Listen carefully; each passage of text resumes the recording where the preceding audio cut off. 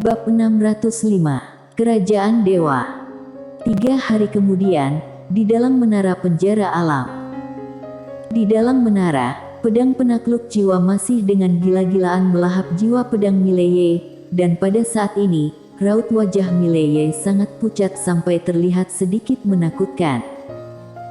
Karena selama 3 hari terakhir, dia terus memberikan jiwa pedang pada pedang penakluk jiwa secara gila-gilaan setiap harinya, yang menghabiskan terlalu banyak energinya. Pada saat ini, pedang penakluk jiwa tiba-tiba bergetar hebat, dan aura yang kuat tiba-tiba bergetar. Mileye diterbangkan hingga terus melangkah mundur. Setelah berhenti, dia melihat pedang penakluk jiwa di depannya.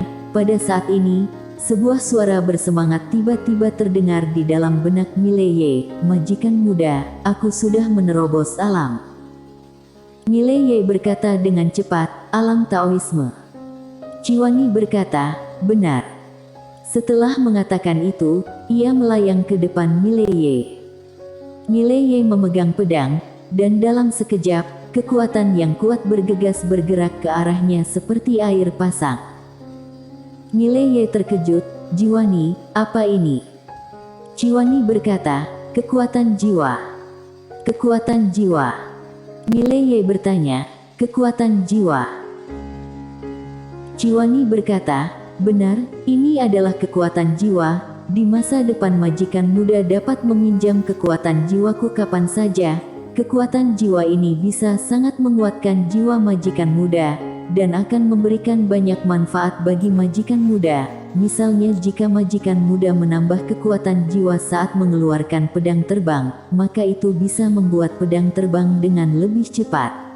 Selain itu, kekuatan jiwa juga dapat memungkinkan majikan muda untuk menahan serangan dari jenis jiwa tertentu. Tentu saja, yang paling penting adalah aku sudah berubah menjadi lebih hebat." Mileye bertanya sambil tersenyum, "Sehebat apa kamu?"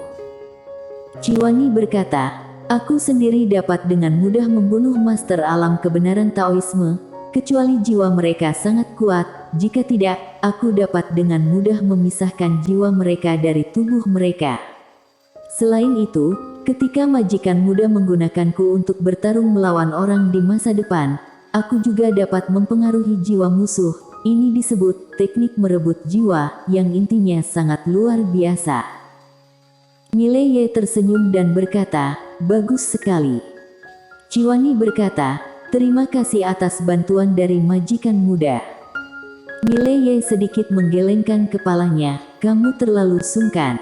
Kamu telah banyak membantuku selama bertahun-tahun.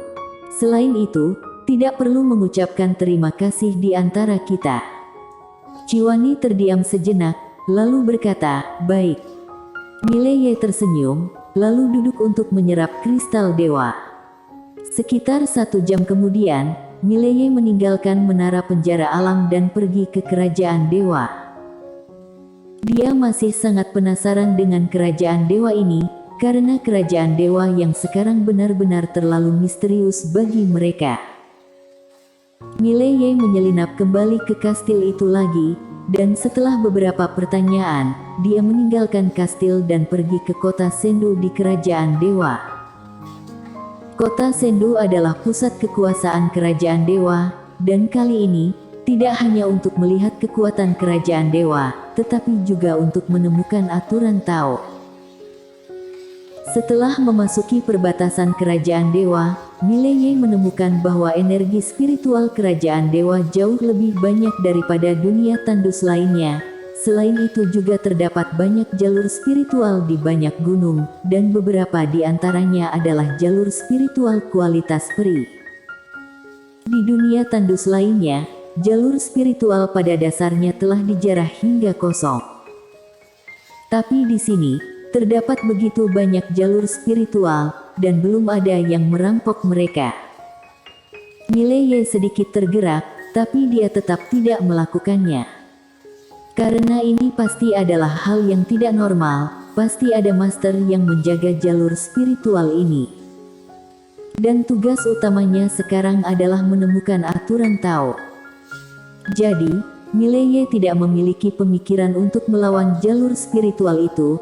Dengan itu, setelah 3 hari berlalu, Mileye akhirnya sampai di kota Sendu di kerajaan dewa. Mileye berdiri di depan gerbang kota Sendu. Kota Sendu di depannya tidak sebesar yang dia kira, bahkan sedikit tua, tetapi seluruh kota memiliki suasana yang berat. Pengendapan. Kota ini pasti telah mengalami curah hujan bertahun-tahun yang tak terhitung jumlahnya untuk memiliki pesona seperti ini. Mileye hendak menyelinap ke kota dengan tenang ketika seorang wanita tiba-tiba muncul di depan Mileye. Mileye. Jika dilihat dari penampilan, wanita itu berusia sekitar 20 tahun, rambutnya diikat menjadi kuncir kuda, dan mengenakan jubah putih yang sangat bersih. Dia memegang kipas lipat di tangannya, yang terlihat anggun dan heroik. Wanita itu melirik Mileye dan berkata sambil tersenyum, "Apakah kamu adalah Mileye?" Mileye mengangguk dengan ekspresi tenang. Wanita itu tersenyum kecil, "Halo, namaku adalah Heni Nangong, dan aku adalah seorang penasihat kecil di samping Yang Mulia." Mileye berpikir sejenak, lalu berkata, "Halo, namaku adalah Mileye, penguasa kota Senwu." Heni Nangong tersenyum dan berkata, "Penguasa kota Ye tidak perlu terlalu merasa waspada. Kami kerajaan dewa adalah orang yang ramah dan tidak akan melakukan sesuatu yang tidak ramah kepada tamu. Tentu saja premisnya adalah tamu juga ramah." Mileye berkata dengan sungguh-sungguh, "Bagaimana kalian menyadari keberadaanku?" Heni Nangong tersenyum kecil, "Ada banyak cara." Mileye menghela napas pelan, sepertinya dia telah meremehkan kerajaan dewa. Pada saat ini, Heni Nangong tiba-tiba berkata, "Penguasa kota Ye, aku mendengar bahwa kamu akan datang untuk melihat kekuatan kerajaan dewa. Oleh karena itu, Yang Mulia memintaku untuk menyambutmu dan menunjukkan tempat-tempat utama di kerajaan dewa." Mileye berpikir sejenak, lalu berkata, "Kalian sangat ramah, sampai membuatku merasa sedikit tidak tenang." Heni Nangong tersenyum dan berkata, "Tidak perlu bersikap seperti itu, penguasa kota Ye. Kamu berani datang ke kerajaan dewa sendirian, yang menunjukkan keberanianmu. Jika kamu bersedia, kamu dapat mengunjungi beberapa tempat di kerajaan dewa bersama denganku. Jika kamu tidak bersedia, maka penguasa kota Ye dapat pergi sendiri, dan kami tidak akan pernah menghentikanmu." Mileye bertanya, "Kenapa?" Heni Nangong mengedipkan matanya, "Tidak ada alasan." Mileye terdiam sejenak, lalu mengangguk, "Kalau begitu aku akan merepotkan Nona Heni." Heni Nangong tersenyum kecil, seperti bunga yang mekar, sangat indah. Mileye berkata dengan serius, "Nona Heni sangat cantik ketika tersenyum." Heni Nangong tersenyum dan berkata, "Terima kasih penguasa kota Ye atas pujianmu, tolong penguasa kota Ye ikuti aku." Setelah berbicara, dia memberi isyarat silahkan, kemudian berjalan menuju tengah kota. Mileye mengikuti. Di jalanan, Mileye menemukan bahwa terdapat kavaleri yang lewat dari waktu ke waktu di jalanan, dan kavaleri ini memancarkan aura pembunuh kuat. Ketika kavaleri ini melewatinya dan Heni Nangong, mereka akan berhenti, kemudian sedikit membungkuk kepada Heni Nangong dari atas kuda, dan Heni Nangong akan membalas tindakan mereka. Dalam perjalanan, Mileye bertanya, "Sepertinya identitas Nona Heni tidak biasa." Heni Nangong tersenyum dan berkata, "Aku memiliki kedudukan yang dekat dengan Yang Mulia, kamu pasti mengerti." Mileye mengangguk sedikit, lalu berkata, "Nona Heni, apakah terdapat banyak orang jenius di klan dewa?" Heni Nangong mengangguk, "Lumayan." Mileye berkata, "Aku ingin mendengar detailnya." Heni Nangong berkata, "Di kerajaan dewa terdapat sebuah peringkat, namanya adalah peringkat seniman bela diri. Terdapat 10 orang di dalam peringkat itu, dan 10 orang ini termasuk generasi muda yang terhebat di kerajaan dewa. Mileye bertanya, aku ingat bahwa terdapat seorang wanita dengan pisau, yang terlihat masih muda, dia berada di peringkat berapa? Heni Nangong memandang Mileye, wanita yang membawa pisau. Mileye mengangguk, dan dia menggambarkan gadis di atas kuda yang pernah bertarung dengannya sebelumnya. Setelah beberapa saat, Heni Nangong tersenyum dan berkata, maksud Tuan Muda Ye sepertinya adalah Dina Zuo, dia berasal dari sekte pisau, dia tidak berada di dalam peringkat dewa. Mileye sedikit mengernyit, tidak masuk di peringkat dewa. Kenapa? Karena dia tidak mengalahkan peringkat 10 di dalam peringkat dewa, kata Heni Nangong. Mendengar ini, ekspresi Mileye tiba-tiba menjadi serius. Dengan kekuatan wanita itu, tidak disangka dia tidak memenuhi syarat untuk menduduki peringkat dewa. Jangan-jangan wanita di depannya sedang membodohi dirinya sendiri. Seperti tahu apa yang dipikirkan Mileye, Heni Nangong tersenyum dan berkata, terdapat seorang anak muda di peringkat dewa, dan aku akan membawa Tuan Muda Ye menemuinya nanti. Mileye mengangguk, baik. Segera, Heni Nangong membawa Mileye ke depan sebuah akademi. Akademi Changhai. Ketika Heni Nangong dan Mileye tiba di gerbang akademi, seorang pria parubaya menyambut mereka. Pria parubaya itu membungkuk kepada Heni Nangong. Ternyata yang datang adalah Sarjana Nasional Nangong. Aku minta maaf jika terdapat pelayanan yang kurang memuaskan. Heni Nangong juga sedikit membungkuk. Sarjana Su terlalu sungkan. Kali ini, aku membawa penguasa kota Ye ini untuk mengunjungi Akademi Changhai. Tidak tahu apakah bisa. Sarjana Su tersenyum dan berkata, tentu saja bisa, silahkan masuk ke dalam.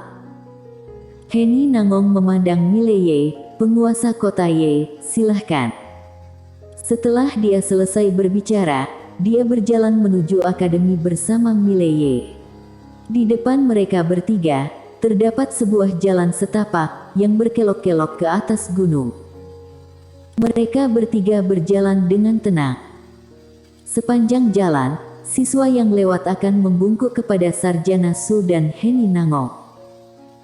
Dalam perjalanan, Heni Nangong tiba-tiba bertanya, Tuan Muda Ye, apakah ada akademi di tempatmu? Mileye berpikir sejenak, lalu berkata, sepertinya tidak ada. Heni Nangong memandang Mileye, apakah tempat kalian hanya fokus pada kultivasi? Mileye mengangguk, benar. Heni Nangong menggelengkan kepalanya, bagaimana bisa seperti ini? Jika seseorang tidak belajar dan hanya fokus pada kultivasi, bahkan jika dia memiliki kekuatan besar, dia tetap miskin dalam spiritualitas. Mileye tersenyum dan berkata, Nona Heni mungkin salah paham. Tidak terdapat terlalu banyak akademi di tempatku, tetapi orang tidak tempatku bukannya tidak belajar. Hanya saja di tempatku mungkin tidak memberi perhatian sebanyak kalian. Ketika dia berada di kota Qingcheng, dia juga membaca dan berlatih menulis ketika dia masih sangat muda.